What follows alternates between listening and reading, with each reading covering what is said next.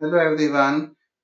अभी तक हमने ये पढ़ा है कि कोलाइडल सॉल्यूशंस क्या होते हैं, लेकिन अब हम पढ़ेंगे कि कोलाइडल सॉल्यूशन के एप्लीकेशंस क्या-क्या होते हैं। मतलब ये कोलाइडल सॉल्यूशन कहाँ-कहाँ हमारे डेली लाइफ में यूज होता है। सबसे पहला जो मैं इसका पॉइंट आपको बता रहा हूँ that is food items. Food items में कहाँ-कहाँ कोलाइडल सॉल्यूशन यूज होता है। ये जो कुछ एग्जांपल्स मैं इसमें बताऊंगा डेली यूज के एग्जांपल्स हैं। इन एग्जांपल को हम समझ के बता सकते हैं यहाँ यहाँ कोलाइडल सॉल्यूशन यूज होता है।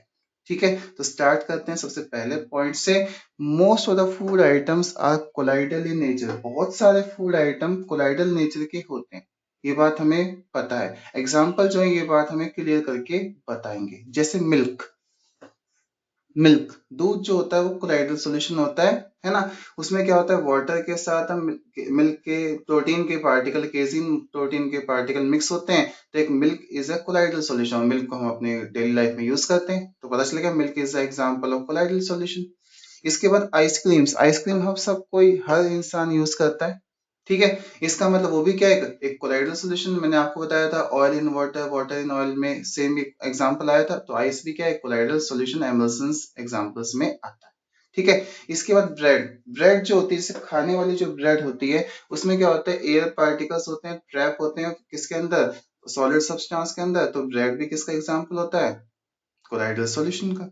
ठीक है, इसके बाद वाइट क्रीम, जो क्रीम्स वगैरह आती हैं, फेस क्रीम्स लगा लीजिए, पॉलिश करने क्रीम्स जो होती है, वार्निशिंग क्रीम्स वगैरह होती हैं, ये सब किसके एग्जांपल्स होते हैं, कोलाइडल सॉल्यूशन या कोलाइड्स के। इसके साथ फ्रूट जैम्स, जैम्स वगैरह जो होते हैं और जेलीज जो वगैरह होती हैं, ये सब क्या है, एग्जांपल्स हैं फूड आइटम्स का। इसका मतलब कोलाइडल सॉल्यूशन हमारे डेली लाइफ में कहीं ना कहीं काम आता है। कुछ एग्जाम्पल जो मैंने बताया ये हमें प्रूव करते हैं कि यहाँ पे ये चीज यूज होती है, इनको छोड़ के और जगह भी यूज हो सकती है। समझ में आ गया पहला पार्ट, फूड आइटम्स में कहाँ कहाँ यूज होता है। उसके बाद है बेटा मेडिसिन, दवाइयों में कहाँ कहाँ यूज होता है। ठीक है, ये भी इंपॉर्टेंट पॉइंट है। जैसे आर्जिरोल, आर्जिरोल क्या होता है, एक protective colloidal sol of silver. Silver का एक प्रोटेक्टिव कोलाइडल सोल होता है जो कहाँ काम आता है, treatment of eye disease, I ointment वगैरह आते हैं उसमें आर्जिरोल्स वगैरह यूज करते हैं। तो आर्जिरोल एक क्या है, कोलाइडल सोल ऑफ सिल्वर है जो आई डिजीज को ठीक करने के काम आता है। तो आर्जिरोल इज अ कोलाइडल सोल। ठीक है, तो इसका मतलब कोलाइडल सोल्यूशन का एग्जांपल है। इसके बाद है कोलाइडल एंटीमनी, इस यूज ट्रीटमेंट ऑफ काला अजहर डिजीज। काला अजहर डिजीज होती है, उसके ट्रीटमेंट में कोलाइडल एंटीमनी यूज किया जाता है। समझ में आ गया। इसके बाद cod liver oil is emulsion. Cod liver oil जो है हम यूज करते हैं अपनी डाइट में।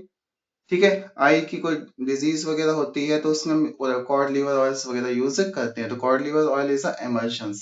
ठीक है, समझ में आ गया। तो कुछ यूजेस थे जहाँ पे मेडिसिन के फॉर्म में हम कोलाइडल सॉल्यूशन को यूज करते हैं। इसके बाद हम थर्ड यूज पे चलते हैं या थर्ड एप्लीकेशन पे चलते हैं कि प्योरिफिकेशन ऑफ वाटर। पानी को प्योरीफाई करने के लिए भी हम कोलाइडल सॉल्यूशन यूज करते हैं। कैसे, जो वाटर ट्रीटमेंट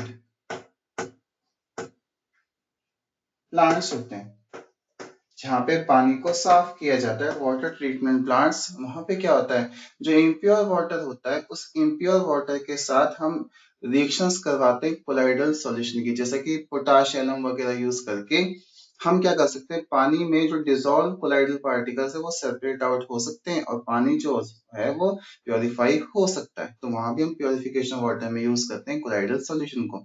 समझते हैं कैसे।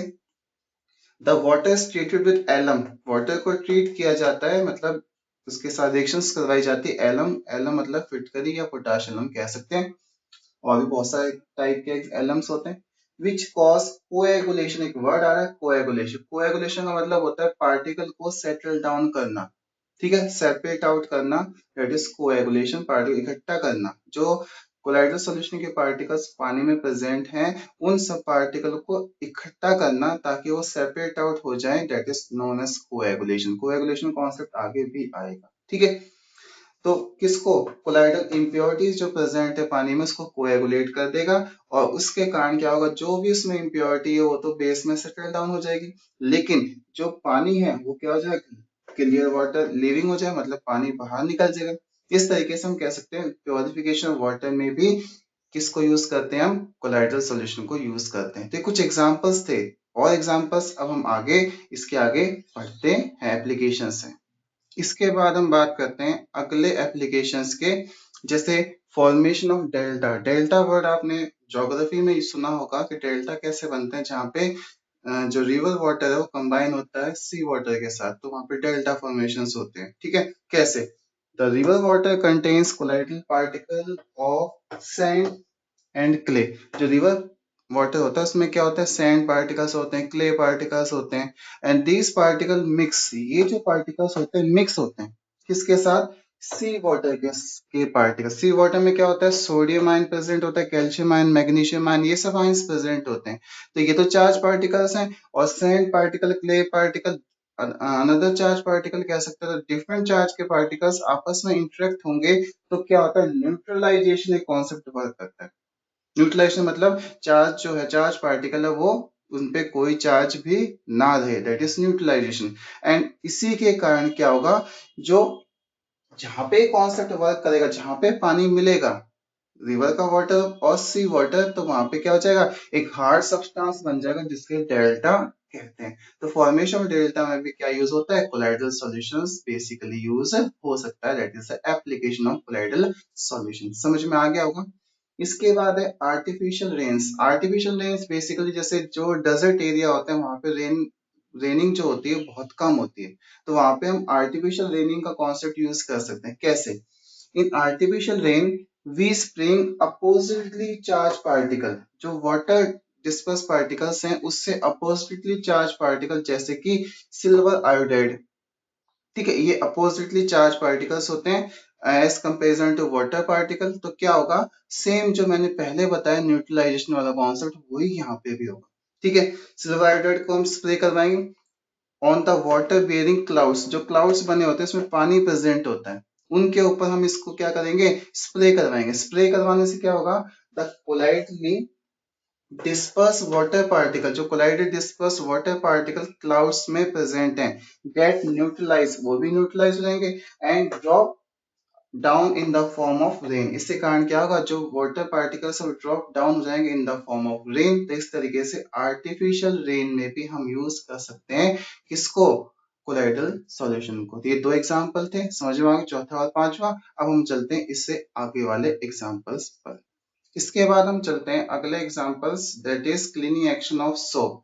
एप्लीकेशन है sixth application, cleaning action of soap. मतलब साबुन जो है वो कैसे कपड़ों से जो ग्रीस डर्ट वगैरह लगी होती है उसको कैसे साफ करते हैं। ठीक है, ये समझते हैं। The soap molecule can aggregate with the grease. जो ग्रीस पार्टिकल्स होते हैं, जो जो क्लोथ्स पे लगे होते हैं, या डस्ट पार्टिकल होते हैं, उसके साथ एग्रीगेट होते हैं, अटैच होते हैं। पार्टिकल्स ऑन द क्लोथ, जो ग्रीस और डस्ट के पार्टिकल, डर्ट के पार्टिकल प्रेजेंट हैं किस पे? क्लोथ पे, उसके साथ सोप मॉलिक्यूल अटैच होते हैं, एंड फॉर्म माइसिल। एक माइसिल स्ट्रक्चर बनाते हैं। जो ये स्ट्रक्चर आपको दिखाई दे रहा है, ये है माइसिल।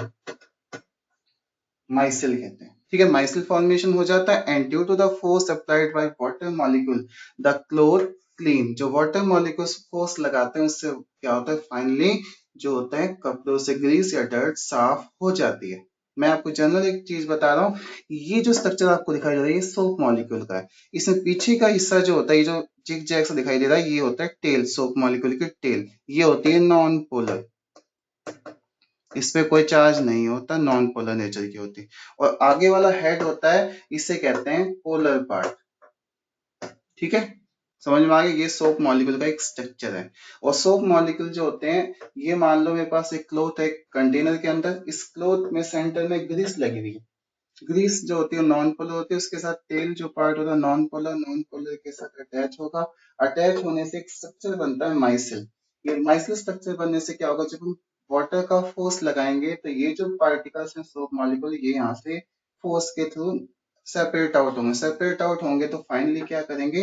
जो ग्रीस के पार्टिकल्स थे उसको भी अपने साथ रिमूव कर देंगे। इस तरीके से जो सोप होते हैं वो क्लीन कर सकते हैं किसको? डर्ट को, ग्रीस को। That is cleaning action of soap. वहां पे भी कोलाइडल सॉल्यूशन यूज होता है। समझ में आ गया? इसके बाद है बेटा blue colour of sky. Sky जो है वो हमें ब्लू कलर का दिखाई देता है। इसका कारण क्या है?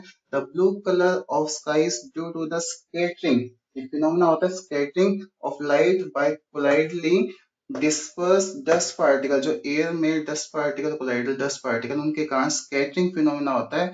और ब्लू कलर जो स्कैटर होती है, इतनी उसकी वेवलेंथ डिफरेंट होती है, हमें पता हो डिस्पर्जन ऑफ लाइट में आएगा, ठीक है। तो क्या होता है, जो ब्लू कलर स्काई, उसमें डिस्पर्जन जो होता है ब्लू कलर का इतना ज्यादा डिस्पर्जन नहीं हो पाता, इसलिए हमें जो स्काई होती है वो क्या दिखाई देती है, हम कह सकते हैं ब्लू कलर की दिखाई देती है, that is scattering of light के कारण। समझ में आ गया। इस तरीके से कुछ एग्जांपल्स थे, एप्लीकेशंस थे कोलाइडल सॉल्यूशन के, जो हमें इंपॉर्टेंट है समझ में आने चाहिए। ये सारे एग्जांपल्स थे। इस तरीके से हमारे एग्जांपल्स कंप्लीट हुए, examples with application of colloidal solutions.